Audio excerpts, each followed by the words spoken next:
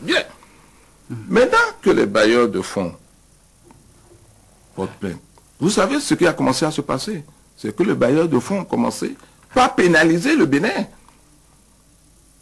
Et c'est la partie la plus grave. Le Bénin ne me fait pas de beaux yeux pour rien. Le Bénin veut que je persuade les bailleurs de fonds de ne pas pénaliser le Bénin et de dire que le Bénin est de bonne volonté. Comment le Bénin peut le manifester si je ne rencontre pas les autorités béninoises pour m'en assurer? Vous dites, on me fait la partie belle. Moi, je vais réclamer ma créance. On essaye de me convaincre. Et j'écris aux bailleurs de fonds pour dire, voilà les efforts que fait le Bénin pour non seulement s'assurer que vous serez payé, soit par vos débiteurs ou par l'État lui-même qui va se substituer et qui va récupérer la créance. Mais le plus difficile dans toute cette affaire, comme quelqu'un me le demandait tout à l'heure, c'est les terrains du Bénin que le gouvernement a mis à la disposition de cette société pour construire des maisons et pour vendre. Des terrains hypothéqués aujourd'hui. Et ces terrains ont été hypothéqués au profit de mes clients. Donc, c'est des terrains qu'on ne peut pas vendre sans que je sois informé. Et surtout que je n'ai pas été payé. Mais vous connaissez la réalité dans cette situation? Lorsque je voulais porter plainte, mais je dis, je vais aller voir si mes terrains sont toujours là. Et quand j'ai été à la mairie de Calavi, quelle n'a pas été ma surprise de m'entendre dire, mais vos terrains, mais cette société a commencé à les vendre. Mais dans la convention avec l'État, elle n'était pas autorisée à vendre les terrains. Elle n'était pas autorisée à garder, non seulement pas autorisée à vendre, mais pas autorisée à garder le produit de la vente des terrains. Donc, quand j'ai découvert ça et qu'ils ont reconnu par écrit, j'ai dit, ah, c'est grave. Mais on me dit à la mairie, on les a convoqués parce qu'ils continuent de vendre sans construire. Donc, les terrains de l'État, sur lesquels j'ai une hypothèque, sont en train d'être bradés. Mon gage est en train de disparaître. Vous pensez que sans être même avocat, si la garantie de votre créance commence à disparaître, vous allez dire, ah bon, c'est pas grave, ils peuvent faire ce qu'ils veulent. Vous allez faire ça. Ce serait responsable. Et le Bénin, qui l'a constaté et qui n'a pas réagi à temps. Moi, j'ai toujours demandé au Bénin, mes rencontres avec les différents ministres, c'est de leur dire, mais dis donc. Le chef de l'État. Y compris. Je dis, mais moi, mon gage est en train de disparaître. Mais vous qui êtes propriétaire des terres qu'on est en train de vendre, on ne vous remet pas l'argent. Mais qu'est-ce que vous dites? Parce qu'on va dire, c'est alors le méchant. Mais vous, les propriétaires, puis c'est vous qui avez donné l'hypothèque, qu'est-ce que vous faites? Et je peux vous dire que quand l'État a fini par se convaincre, aujourd'hui, de ce que ces terrains sont vendus et bradés sans que l'argent lui soit retourné, je ne peux pas vous dire quelle est la colère des dirigeants eux-mêmes. Parce que jusque-là, ils n'ont pas demandé à voir les pièces. Mais quand ils ont vu les pièces, ils sont très en colère parce que c'est ces mauvaises pratiques qui les privent de ressources extérieures. Parce que vous voyez par exemple l'érosion côtière. Vous savez que le fait de ne pas payer les créanciers, ça a déjà coûté 4 milliards au pays pour pouvoir obtenir les garanties qu'il faut pour faire une lettre de crédit. Les autres projets du Bénin qui sont en cours, les projets routiers qui sont bloqués par le fonds de l'OPEP, oui. Qu'est-ce qui se passe pour le pays? Le Bénin est en train de courir. Et là, la décision est intervenue peut-être mal pour le pays.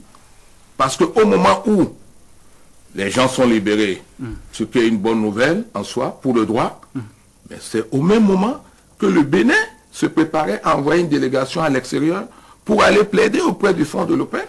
Oui. L'obtention de prêts.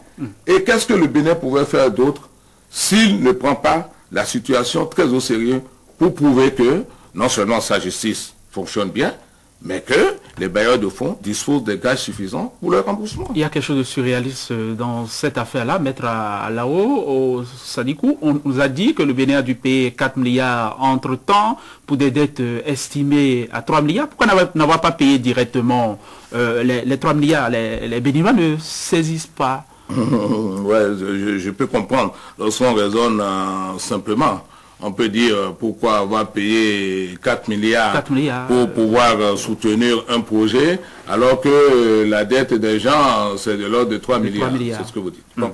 D'abord, ce n'est pas le même guichet. Pas le même guichet. Et essentiellement parce que ce que le Bénin paye pour soutenir un projet a un timing. Est-ce que vous savez dans quelles conditions le Bénin a payé d'abord? Parce que vous devez savoir qu'il y a un prêt du fonds de l'OPEP pour... Vous entendez bien? Il y a un prêt du fonds de l'OPEP pour réaliser le projet de l'érosion côtière. Le Bénin passe une convention avec une entreprise qui doit réaliser les travaux.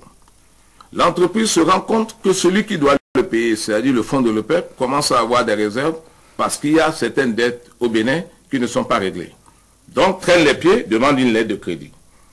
C'est cette entreprise qui veut être confortée, qui veut savoir si être sûr d'être payé au moment de la réalisation. Donc, son timing est différent du timing de cette dette de GBB non payée.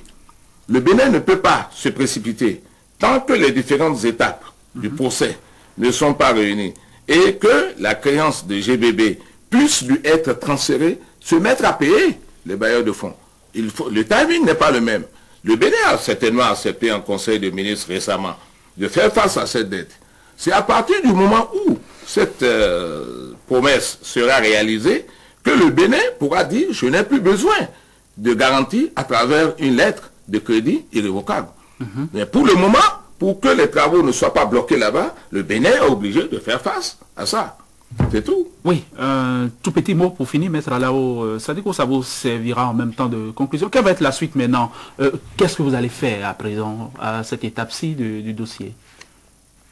Non, mais je pense que l'État béninois s'offusque de cette situation et a pris des engagements envers les bailleurs de fonds.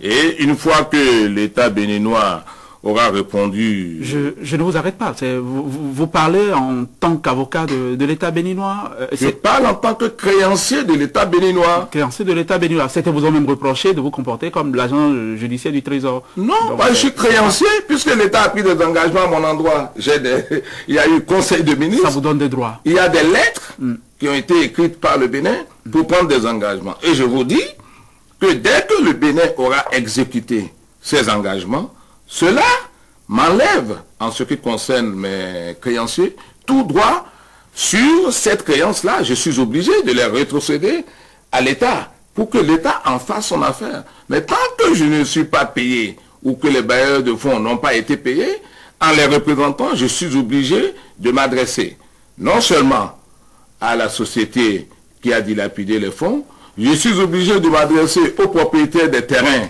qui ne veut pas que je saisisse ces terrains pour payer mes créanciers en lui disant « paye-moi si tu veux garder tes terrains et si tu ne veux pas être l'objet de pression internationale, une fois que tu m'auras payé, tu feras ton affaire personnelle de ce dossier GBB et les bailleurs de fonds n'en auront plus rien à faire. C'est tout. » Oui.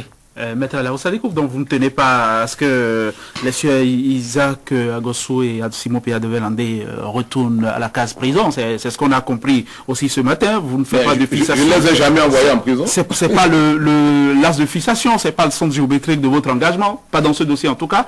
On vous aura compris, Maître Sadiko Alao, vous avez répondu à Maître Diogbenou, qui était assis à cette même place-là hier. On dit... Non, ce serait trop d'honneur de lui répondre, parce qu'on n'est pas sur le même pied d'égalité. Je ne lui répondrai jamais. Parce qu'il n'est pas à ce niveau où je peux lui répondre. Excusez-moi. Très bien. Ça se dit que vous êtes un vernis, que vous êtes un chanceux, que vous autres avez les plateaux de la télévision nationale quand vous voulez. Ça fait des... J'ai le droit aussi. Quand vous le souhaitez, vous me voyez à vos côtés parce que je vous respecte. Merci. Et parce que je respecte tout le monde. Merci. Merci. Vous pourriez comprendre que cela fasse des jaloux, que quelques-uns fassent la soupe à la grimace. On dit aussi que même dimanche, vous pourriez vous faire inviter et recevoir par le président de la République. C'est pas rien. Vous m'invitez aussi. Vous m'invitez aussi dimanche. Si vous le souhaitez, je vous inviterai aussi. Très bien. Dimanche et samedi. On en parle. Le jour de la Tabaski. Très bien. On en parle tout juste après cet entretien. Merci beaucoup. Merci. Et c'est un honneur si vous m'invitez. Et à très bientôt. Comme c'est un honneur aussi que le chef de l'État m'invite. Et ce sera un honneur que Adobe Landé m'invite.